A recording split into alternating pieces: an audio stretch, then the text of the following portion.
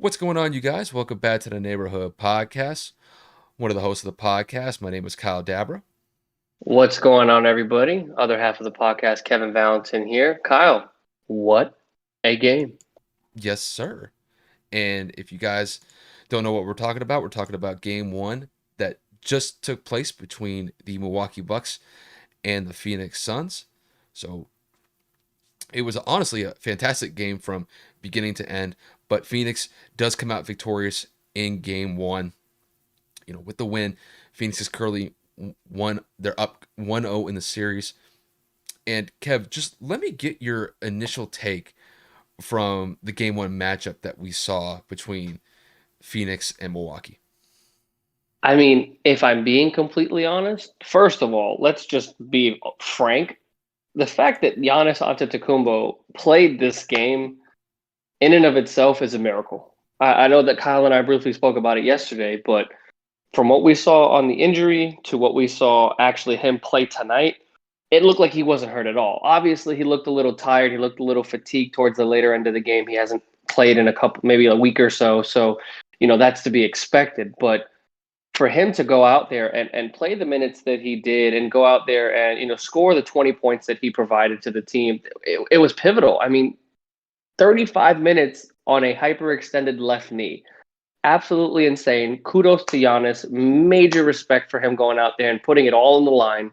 Unfortunately, it wasn't a loss, but I just wanted to get that out there. But overall, as a whole, Milwaukee really came out and showed up, minus one individual who has been performing stellar lately, and that's Drew Holiday. I mean, led by Chris Middleton's 29, Giannis is 20, and Brook Lopez 17, but Drew only had 10, 4 14 shooting. That cannot happen going forward in this series if Milwaukee plans to combat the firepower that the Phoenix Suns came out with. And man, did they have it. I mean, Chris Paul was having himself a day. It looked like no matter what it is that he was going to do or did, he was unstoppable.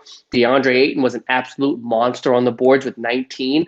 And Devin Booker had himself a night scoring 27. So all in all, very well-rounded game. I know that the score doesn't seem to reflect it, but every time Phoenix did have some sort of a lead and it seemed like they were kind of gaining momentum and going away with it, Milwaukee found ways to chip and chip and chip, whether those were individual runs by players, selectively Chris Middleton. He went on a couple 5 or 7-0 runs on his own, kind of keeping Milwaukee's hopes and dreams alive in this game. But for a game one NBA Finals with a superstar or megastar to it, pretty much expected not to play, from him to go to from doubtful to questionable to game time decision to active, all within what, Kyle? I sent you that first report at like 2 o'clock in the afternoon. Yeah, and his health status kept improving as the day went on. It was crazy. It's just, I just I don't even know really what to say here. It's absolutely wild that we were talking about this last night to the point where we didn't expect Giannis to be at least back into the lineup until probably game two, possibly even potentially game three. And then all of a sudden, Adrian Wojnarowski starts putting out updates throughout the afternoon saying that it seems like has a very good shot of playing this game. And it got all the way up to the point where he was a game time decision and ended up playing in game one. So I think looking forward for Milwaukee in that respect, I think that's definitely going to be a positive aspect from this game, even though that they lost against Phoenix. I think that's something they could at least kind of hold their head up a little bit, knowing that he's going to be ready to go in game two and for the rest of the series, as long as he doesn't re-aggravate that knee injury. But just to talk about the Suns here, since they won the game by 13 points, 118 to 105. Look, this is Chris Paul's finals debut, and my goodness, did he step up and he balled out. 12 and 19 from the field, drops 32 points. It was absolutely sensational. He was really the guy that stepped up for the Suns in the second quarter and the third quarter. He just got on a run, specifically in the third quarter, where he dropped 16 points in that quarter. And it didn't really matter what Milwaukee threw at him defensively. He was just knocking down shots left and right. He was knocking down 3-point shots. He had one running layup where he had Bobby Portis in a spin cycle, his mid-range jumpers. He's just able to find those really tight spaces and get a little bit of separation for those mid-range jumpers that he's always known to knock down. And not only did Chris Paul play well, but I thought Deandre Ayton was a monster tonight. 22 points, shot 8 of 10 from the field, 19 rebounds. He was sensational throughout the entirety of the game. And then when you look at the rest of the roster here, I thought Devin Booker had a pretty solid night. Didn't have the most efficient night shooting, but he did knock down all of his free throws. He was 10 out of 10 from the field. Finished the night with 27 points. I also thought Mikal Bridges was able to knock down some 3-point shots. He had 14 as well. And then they got solid production from their bench in Cameron Johnson and Cameron Payne. They both dropped 10 apiece. I mean, all in all, Phoenix's offense was phenomenal from beginning to end tonight. And I got to give credit to Monty Williams. He put guys in situations where they had the ability to succeed. And I thought one of the biggest matchups that worked for Phoenix tonight was that they were able to get either Devin Booker or Chris Paul going one-on-one against Brook Lopez. And Milwaukee never made the adjustments to try to get somebody smaller on either Booker or Paul. And it was a mismatch for Lopez because by and large, Devin Booker and Chris Paul largely exploited that matchup to their advantage, and they executed quite well against Brook Lopez in that sense. So I think if you're Milwaukee in game 2, you got to focus on maybe trying to get Drew Holiday and Chris Middleton to play one-on-one against Booker and Chris Paul, and not have a situation where you get mismatched with Brook Lopez going up against some of the best point guards and shooting guards that this league has to offer. All in all, I thought Milwaukee had chances to get back into this game, but it seemed by and large that Phoenix held a comfortable lead throughout the entirety of the game. I mean, I do remember Milwaukee did cut the lead to about 9 points halfway through the fourth quarter, but that was as far as they got it, and Phoenix just found ways to exploit Milwaukee's defense, and I mean, they ended up winning the game by 13 points. So all in all, I thought it was a fantastic game 1 to start the NBA Finals. I was quite surprised that Giannis actually played in this game, and I thought coming off of that hyperextended knee that he had just a week ago, I thought he looked fine. He looked like his typical self. He was able to get good explosion off of that knee. It didn't seem like he was struggling in any sort of way to get height on his jumps. He seemed like he was jumping pretty well, and he did pretty well rebounding the ball. So all in all, I think, if you're Milwaukee, the fact that Giannis was able to play pretty well in game 1 is something that you could look as a positive aspect from this game. The only thing is he's got to get his endurance back up. He just got to get his game speed back. He hasn't played in a week and a half, so I imagine he'll be fine as we transition into game 2 later this week. Yeah, I mean, one thing I'm going to circle on here, and it's pretty pivotal. The Milwaukee Bucks shot 56% from the free throw line. I know Giannis took the majority of those free throws, but as a whole, the team was only 56% from the field, whereas Phoenix was 96.2%. They only missed 2 free throws. Now, granted, they went to the free throw line 26 times versus Milwaukee's 16 times. And Devin Booker was perfect from the field. Or should I say from the free throw line? He was 10 of 10. It's crucial, pivotal, very important in games like this. At 7 free throws, at 7 points. Who knows if this is a 6-point game, how Phoenix decides to play it if it's a little closer to the chest. But just to reiterate, Kyle, I mean, like Chris Paul had a spectacular game on the pick and roll aspect, and Deandre Ayton eating up pretty much the entire glass from what it seemed like was just absolutely incredible. The bench for the Suns came in clutch with Cameron Johnson and Cameron Payne coming in with 10 apiece. I'm a little disappointed that the Bucks gave their bench so much time, and the lack of production from them was subpar. I mean, Bobby Portis kind of came back down to earth with 14 minutes. He only had 5 points. And then Coddington, I always forget how to... It's Pat Connaughton. Connaughton, right? I always forget how to pronounce it. He had 28 minutes and he only had 8 points. So you need people that are going to play that much to give you more than what it is that they gave. And I think for them to go out there and produce it the way that they did, Giannis play the way that he did, obviously coming off of his injury. I think this was a good format for the Bucks. Obviously, they need to tweak a couple of things, maybe some efficiency from the field. Obviously, Chris Middleton led the way with 29, but he was 5 of 12 from the 3-point line, and he was 12 of 26 from the field. So it's just a shy bit under 50%. But as a unit, Drew Holiday's got to come back tough. Brook Lopez has got to remain consistent. Obviously, PJ Tucker we know is not there for his offensive capabilities, but when he is relied upon on an open jump shot in the corner three, he's got to continue to hit those shots. I think the series is far from over. I mean, Giannis is probably only going to get better pending that injury holds on and or stays away, so to speak.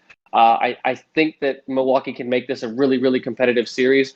And then on the other side, I'm not going to give I'm not going to give Devin Booker a pass. 8 of 21 from the field, 1 of 8 from the 3-point line. The only thing that saved him was his free throws.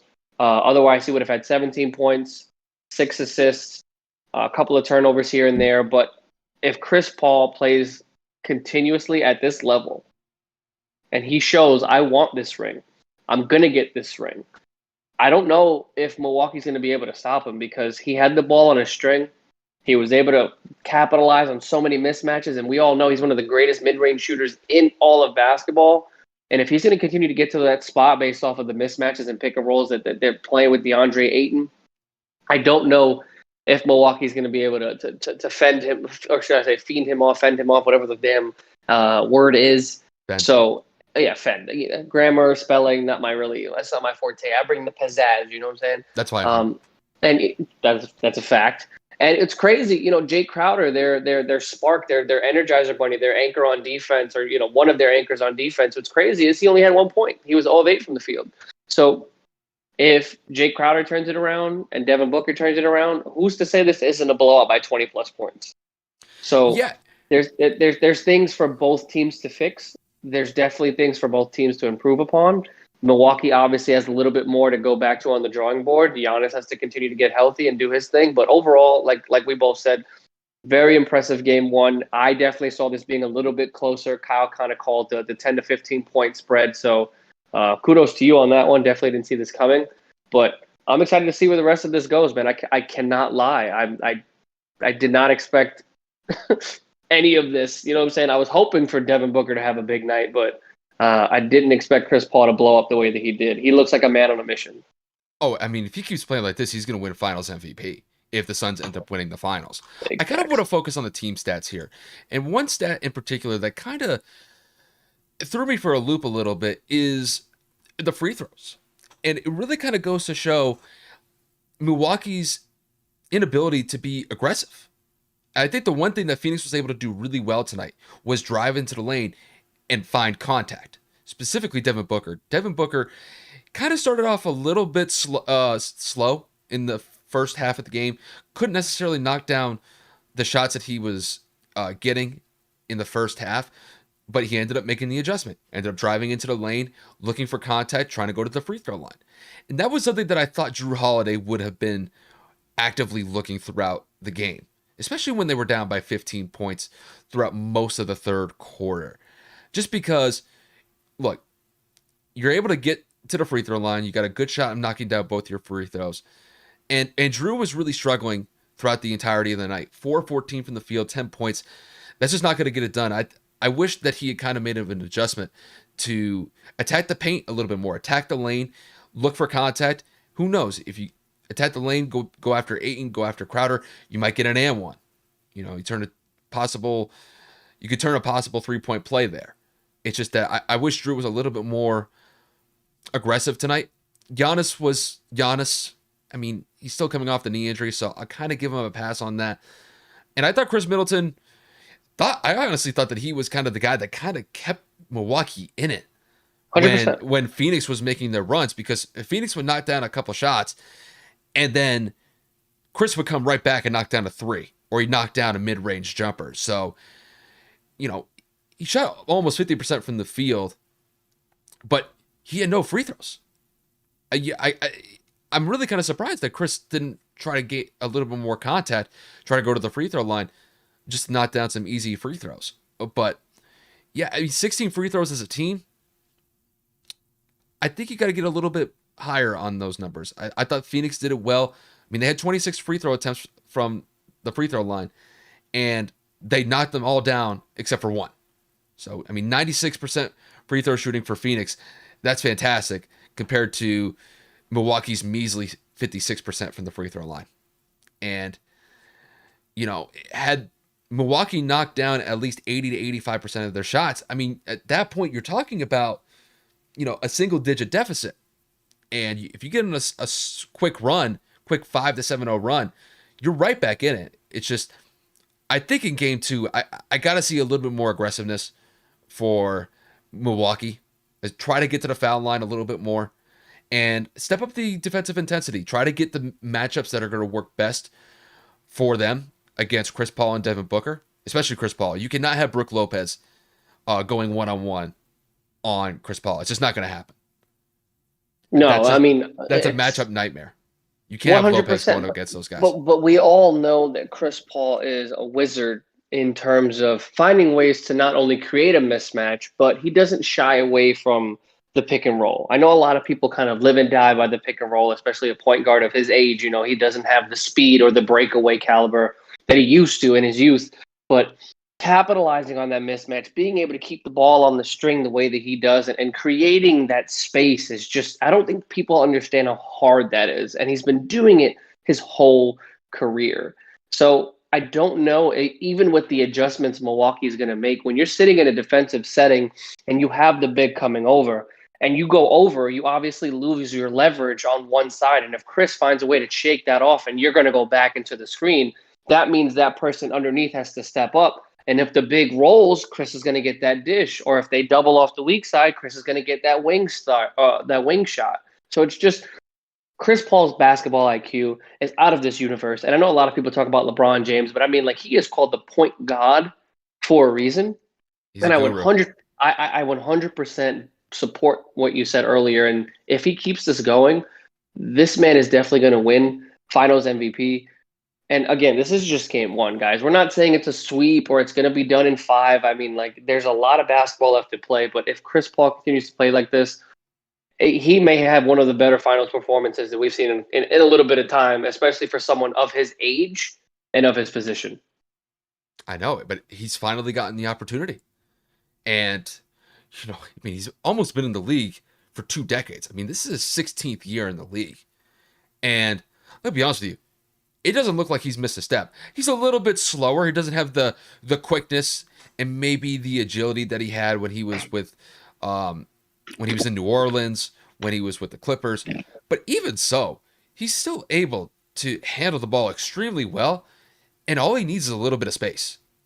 And he's able to knock down shots fairly easily, even at his age. So he's making the most of this opportunity, and I fully expect Chris Paul to continue it from here on out going into not only game 2, but for the rest of the series as well. I do expect Giannis to try to be a little bit more of a focal point in the offense for Milwaukee in game 2, simply because I think this is his game to kind of test his knee, see what he could do, how much pressure he could handle on that knee. But I think, by and large, from what I saw, I think that knee handled up pretty well, or held up fairly well. So I do expect Giannis to have quite a big impact in game 2. It would surprise me if Giannis tries to go out and get 30, 35 points on maybe 15, 20 shot attempts.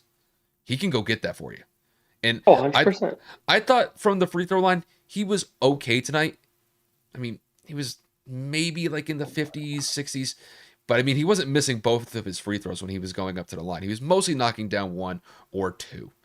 So, and that's even with the Suns fans chanting the countdown while he's taking 10 to 15 seconds to get 1 free throw shot up.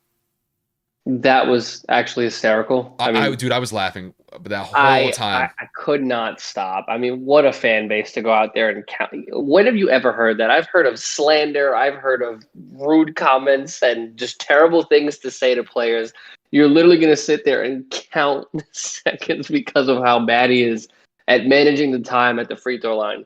It's very comical. But I do want to throw something out there really quick to kind of put people into perspective of how difficult it is to get into the NBA Finals, regardless of the injuries that take place throughout the entire postseason.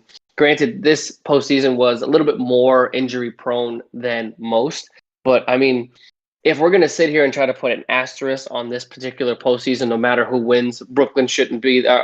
Milwaukee shouldn't be there because Brooklyn was hurt, or Phoenix shouldn't be there because LA was hurt.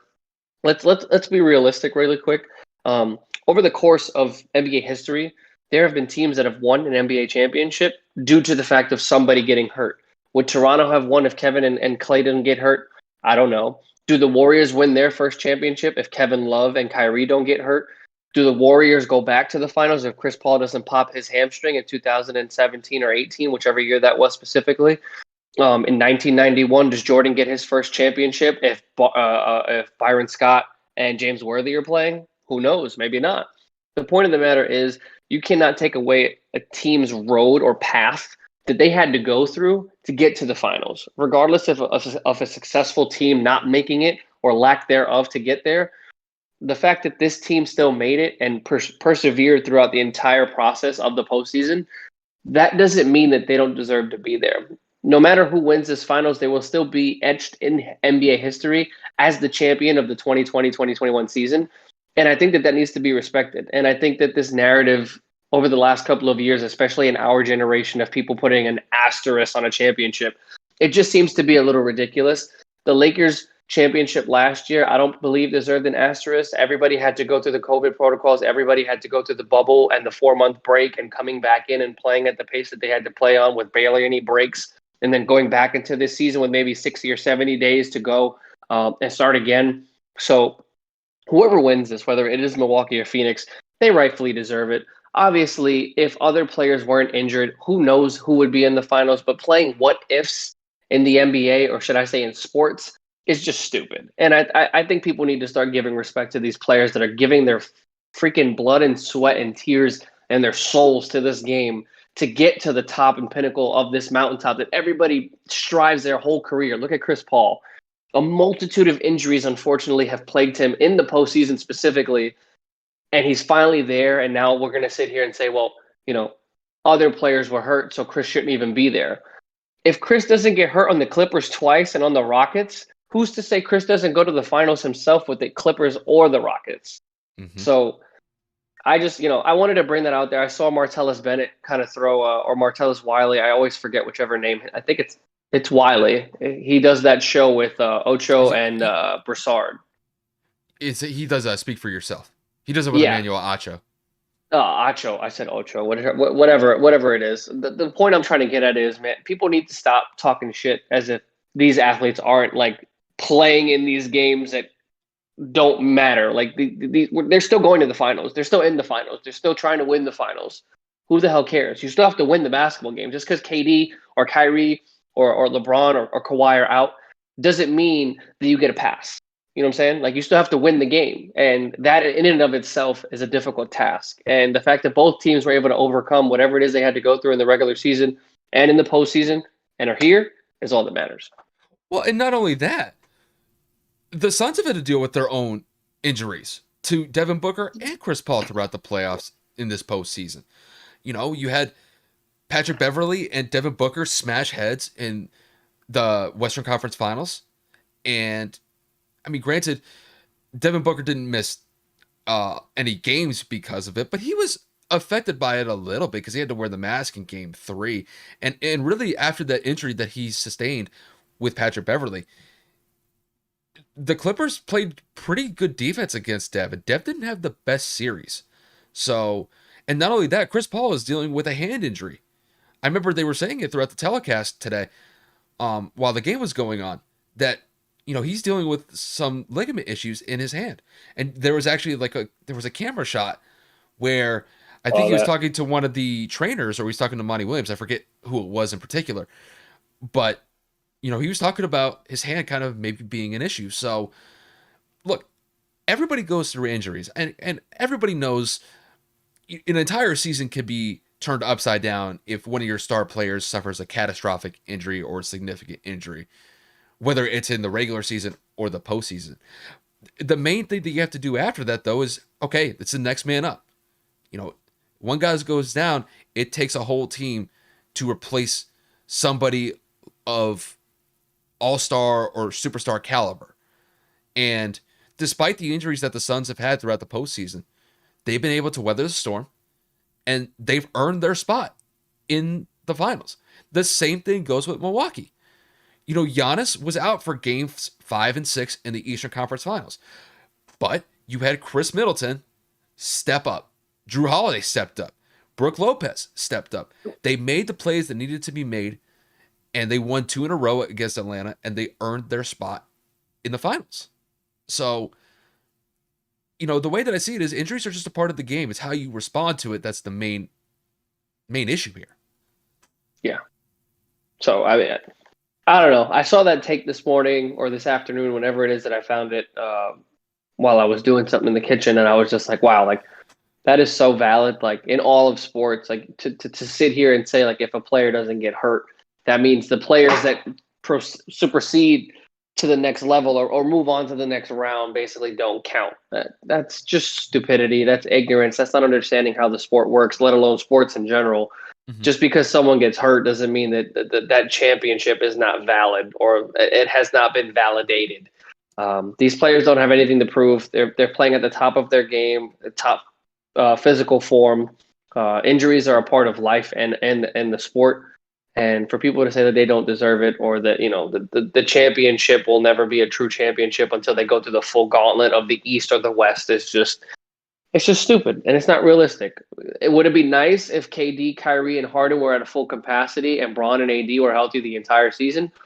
Duh. Would it be nice to see the NBA at full capacity and full power to see who would really come out on top? No shit. But that's not what happened. This is what we're dealing with, and these are the teams that have gotten here, and they deserve to be here. So that's everything I got on that one. I know we've been talking about a little longer than I had expected, but I figured kind of throw that out there while we were live. I mean, really, the last question that I'll ask you before we end up wrapping this up is, what are the adjustments that both teams need to make going into game 2? Like you said, Milwaukee 100% has to be more aggressive. They got to go to the free throw line, and when they get there, they got to make it.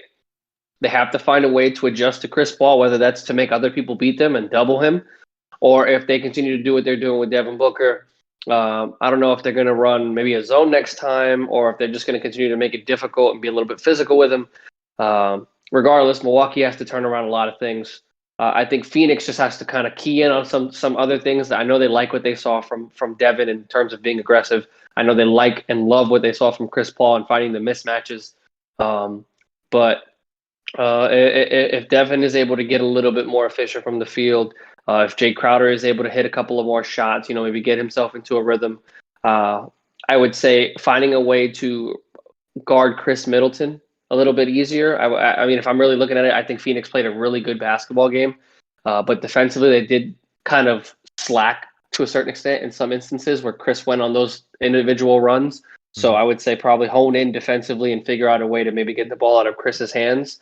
And it's unfortunate to say, but we all know that Giannis is hurt. So you might have to play to that advantage and, maybe put him in a tougher situation, maybe double him or trap him and maybe force him baseline to make a tough and difficult pass. So there are some things that Phoenix will have to work on in terms of defensive adjustments, but offensively, I thought that they played great. And obviously, as anybody else would say, there is room for improvement. I think if I'm Milwaukee here, you have to attack the paint. I think you have to make it a focal point to do that, simply because, look, you've got Giannis and you have Brooke Lopez.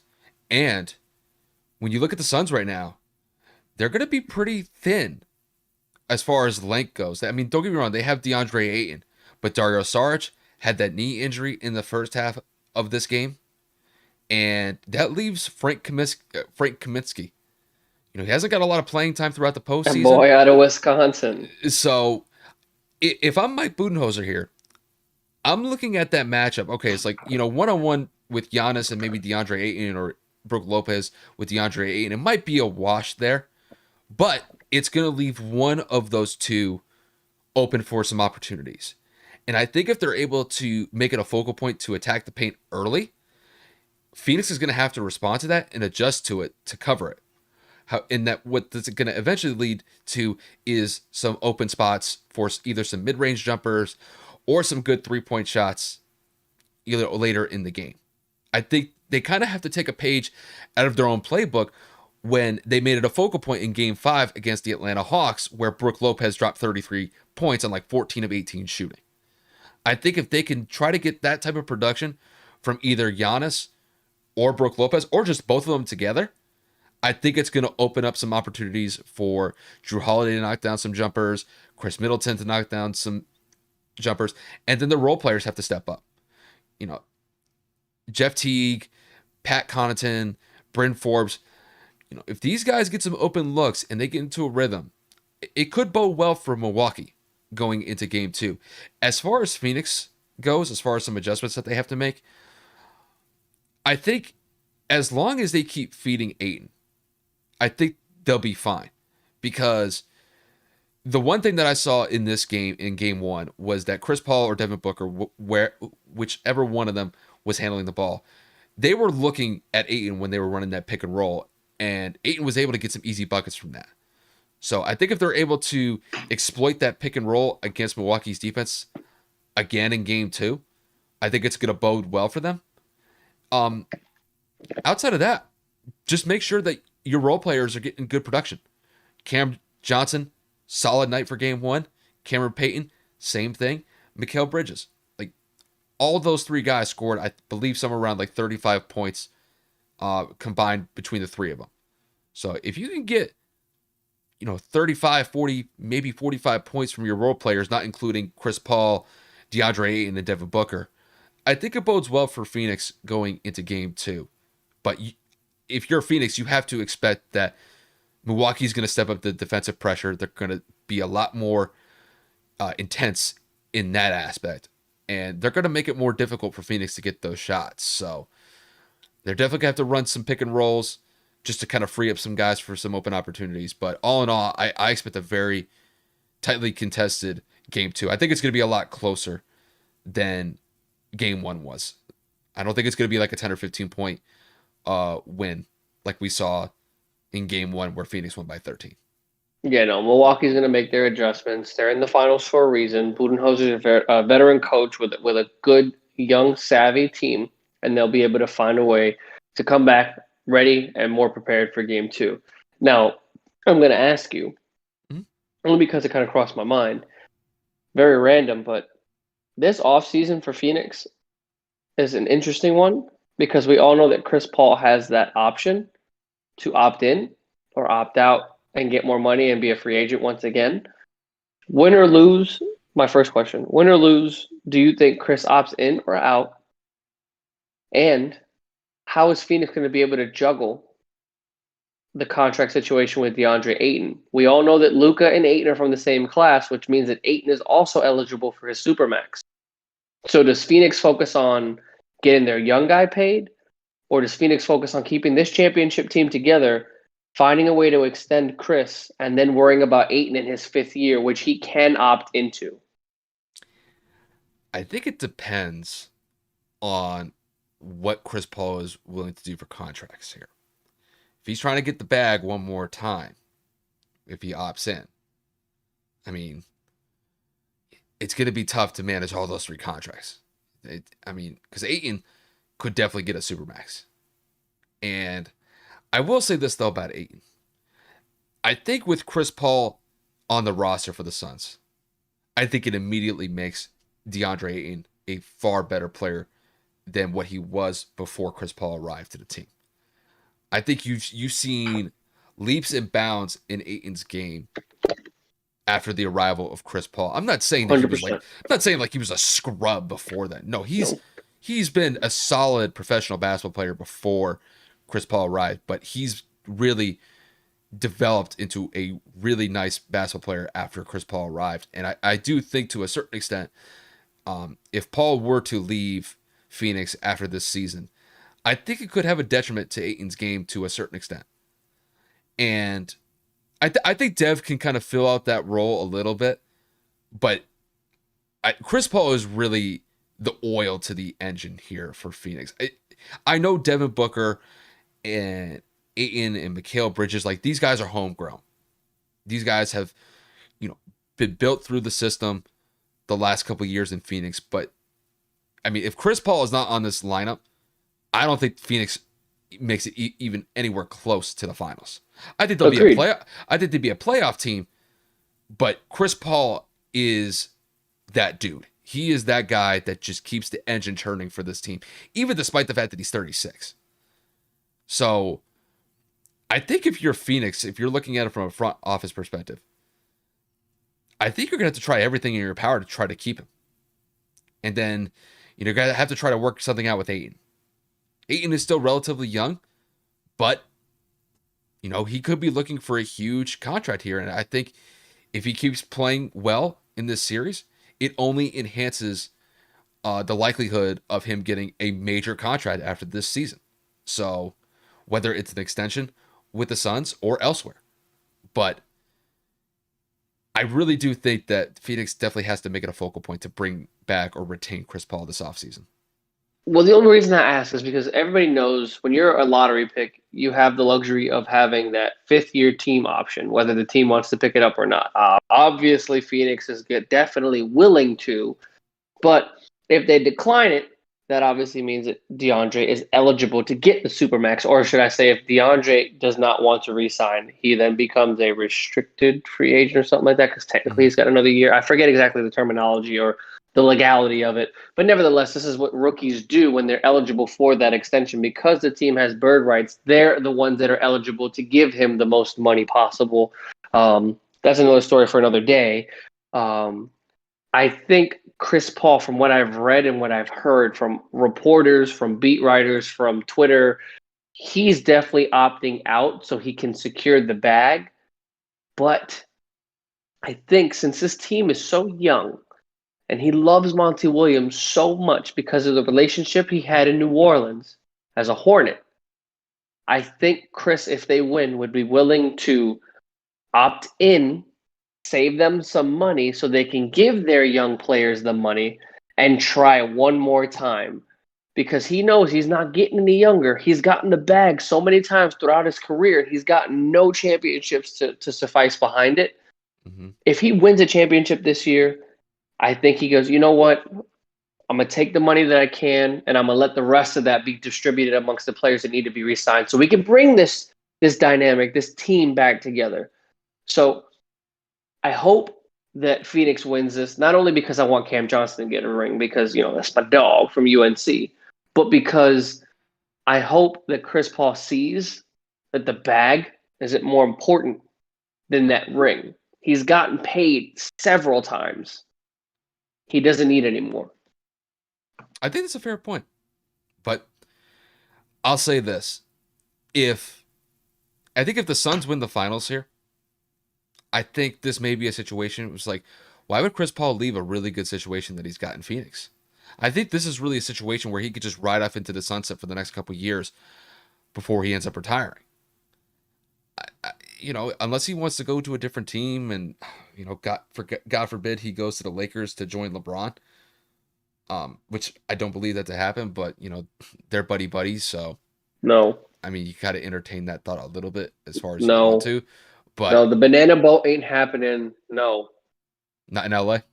No. Man, if David Stern didn't allow it to Kobe, I'll be damned if he gives it to Braun. I'll be pissed as a bitch if you gonna give LeBron James another weapon and another excuse, because I'll be damned if the Lakers lose again and then they're gonna say, well, Chris Paul was too old, or the banana boat was stupid, or God forbid they go after Melo like the rumors are saying, oh, this was forced, or this was Braun trying to get his friends involved or get them. No. The amount of stupid ass narratives that are gonna come from this. Let Braun and AD do what they need to do. If they get Damian Lillard, let them get Damian Lillard. Don't bring Chris Paul into this, because if he's in the purple and gold and Kobe's not there, it just doesn't seem right.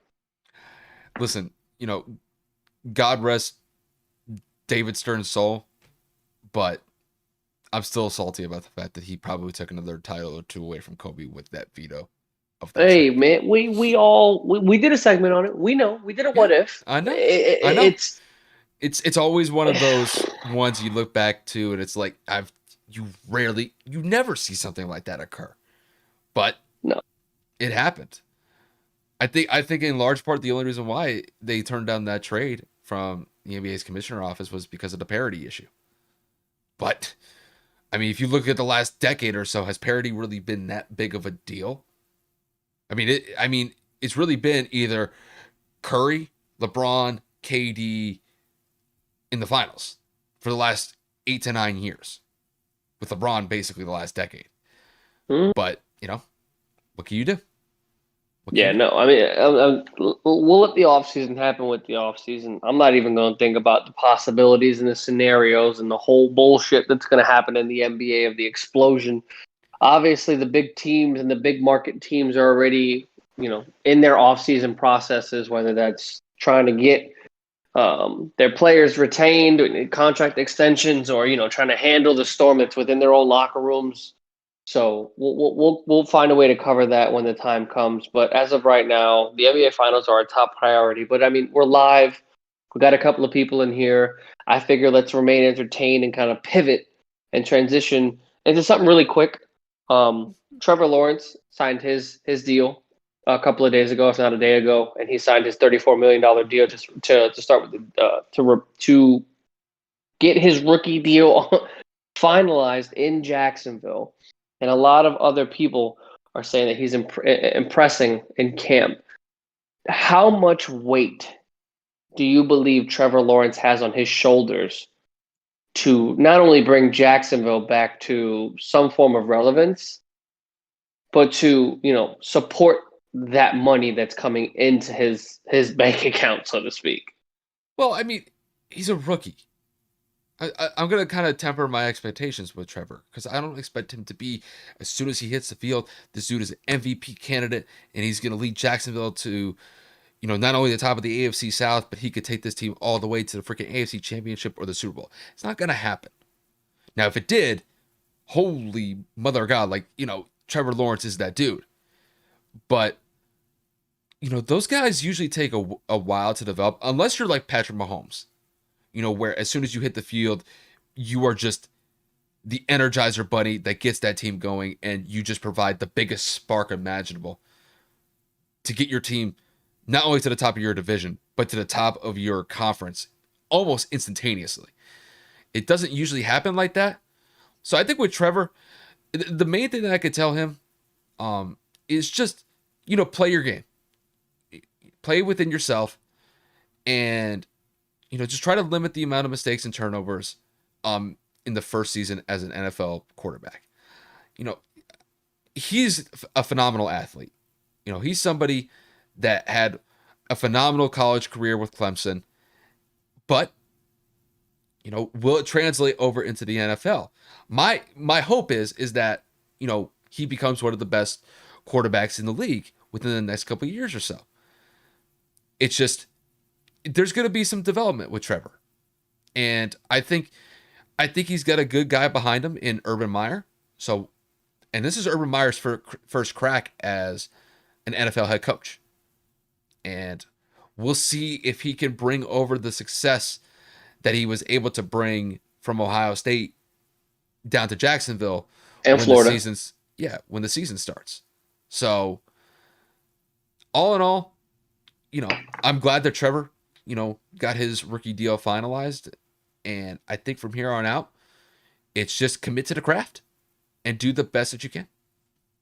The only reason I asked is because we've been talking about this kid since he was a freshman.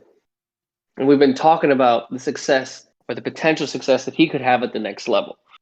And obviously, now that he's there, now that he's got his contract signed, now that he's got an ideal coach that understands the college system and understands dealing with high maintenance and difficult players like Urban has, both in Florida and Ohio State. Can he revitalize Jacksonville? That is always going to be the main question. But at the same time, can he be effective? Like, will he live up to the hype that he had? We've literally been talking about the foundation of what Trevor Lawrence is like the perfect quarterback between size, vision, accuracy, deep ball capability, physical stature. His ability to run out of the pocket. People have been talking about this kid being one of the greatest prospects we've seen in years. Mm-hmm. And now, we're literally getting closer. We're in July, right? We're literally 2.5 weeks away from OTAs. And I know it's about the NBA finals and baseball and the Stanley Cup final and whatnot, but like I'm just sitting here and it just crossed my mind because we're football heads. Like, can this kid live up to this hype? Like, is he really that guy? Like, I know that people talk about like the number one overall pick always has to live up to the stipulation or the assumption that he's got to be great. But I mean, like, we've literally been talking about this kid since he was like 17, 18. Like, he Mhm. was one of the highest recruited quarterbacks out of high school in a long time. So I mean, like, he's literally been followed like intently since he was like 16, 15. So I feel like he's got way more weight on his shoulders than a lot of former number one overall picks. I mean, hell, I mean, it's. I know it's completely like different sports, but you know, the way that they were kind of building this kid up was almost kind of similar to what LeBron James was getting when he was coming into the NBA. I mean, Mm-hmm. Trevor Lawrence didn't lose his first college football game until what, last season? Same. Like he didn't lose. He didn't lose a high school football game, and he went his what, first 2 seasons in Clemson without losing a game. No, wait, hold on. They won a national championship. They lost the next year. Okay, okay. I knew that they lost somewhere. I forget when specifically, Yeah, but I he know. lost. I think they lost his freshman. Oh no, Well, they won the what? national championship against Alabama and Tampa, and then I That was his believe freshman. I Freshman. thought it was either freshman or sophomore year. I forget either. Regardless, he won one and then lost the next year. Yeah, I think that he lost it to what? He lost to. Was it Ohio State? I think Was it? so. No, no, no. They beat Ohio State. But then who did they lose to? Is it LSU? Shit. They lose to We should LSU, and probably, then yeah, they lost. maybe one. I think they lost to LSU in the national championship. That's why. Guys, we're sitting here. Oh, right. That's when LSU had Joey. Yeah. Um, I literally brought this up off the top of my dome. I know we should probably be prepared for things like this, We're but this is freestyling just, here. We're freestyling. yeah. Hey, man, we're live on YouTube. It's a beautiful Tuesday night in the middle of a tropical storm here in Florida. Like, I I what saw. else we got to do? You feel me? I just saw the lightning flash behind you. What are you? Oh, fuck it, man. It's been raining Hey, all goddamn hey, day. hey, man, we're hunkering down. Honestly, you know, everybody, who's not from Florida is thinking it's like, oh, it's hurricane's gonna hit Florida. It's gonna be bad. I'm like, no, it's gonna be a little windy. It's gonna be a little bit rainy, but it's like this is nothing new for us. I mean, honestly, some of the thunderstorms that we get, just the typical thunderstorms that we get in the afternoon down here, they could be just as bad as what this little hurricane's gonna do. I mean, the coast is gonna Yeah, get hit a little bit, but it's like, is it gonna be like horrific? No. Anybody absolutely not. who's anybody who's trying to hype that up is saying, "Oh my god, this thing is like the worst thing to hit Florida in like years." I'm like, nah, we'll be fine. Not even close. But I mean, guys, we've been streaming for some time. It's been almost an hour. We've hit the NBA content. I threw a little curveball at Kyle with some NFL news. We're not going to stay on here too much longer, but genuinely, like to those of you that joined into the viewing, we really appreciate it. Oh, excuse me. The views have taken a big uptake in the last couple of days, and that is in thanks to Kyle. Again, I know I feel like I shout him out like every episode lately, but I mean, without him going into the OBS platform and him doing what he does behind the camera, behind the scenes, and the editing and the video uploads, we would not be in the position that we're in now. So, like, genuinely, hey, man, without you, this would not be where we are today. So, like, I know we're only at 176 subscribers, but one day, hopefully, we'll look back at this with a couple thousand, maybe a couple million, and these will be the days we remember. So I appreciate you, and I know that our fans, the actual people that watch us intently, appreciate you. Hey man, I appreciate the love. Um, it just we kind of had to take that next step. Obviously we use Zoom to kind of get started, but I feel overall with the upgrades that we've made, it just improves the viewing experience, and that's the best thing that we could do for you guys. We try to provide the best content that we can. I mean, Kevin and I, we like to think that we're pretty intelligent when it comes to our analysis of what we talk about. Sometimes we could hit the nail on the head, and sometimes we may be off by a mile. But by and large, I think we do the best that we can, and really like the next aspect of it is just to try to improve the viewing experience for you guys. And I hope to a certain extent that you know it looks enjoyable to the average viewer. It's really the best thing that I was kind of hoping for. Oh, I mean, it's funny that Kyle mentions that we were talking about it. What was it? Game 6 or Game 5 for the Eastern Conference Finals when we predicted Atlanta to win, Oh yeah, it was a good and we dude. texted each other like almost at the same Like bro, time. It was like we cannot make a prediction to save our life. Now I did call this one for the Suns and winning by 10 to 15, and they hit 13. They won by 13. So I was like, and okay, I did call KD going for 45. So, and he yeah, dropped 48. You know, we have our like our our one moment moments. shines. Yeah, but I mean like for the long haul, our predictions have been shit. Listen, dude. Here's the thing. To a certain extent, we're like the weatherman. If we're right 40 to 50% of the time, hey, it's good enough. We can I we ain't can at least try to complaining, put it. man. We can try to put a good face on it. But hey, sometimes we're right. I think sometimes that may just be luck. But I think most of the time we'll probably be wrong. But you know what? I'm okay with that. It's fun. It's fun for the both of us. Always has been, always will be.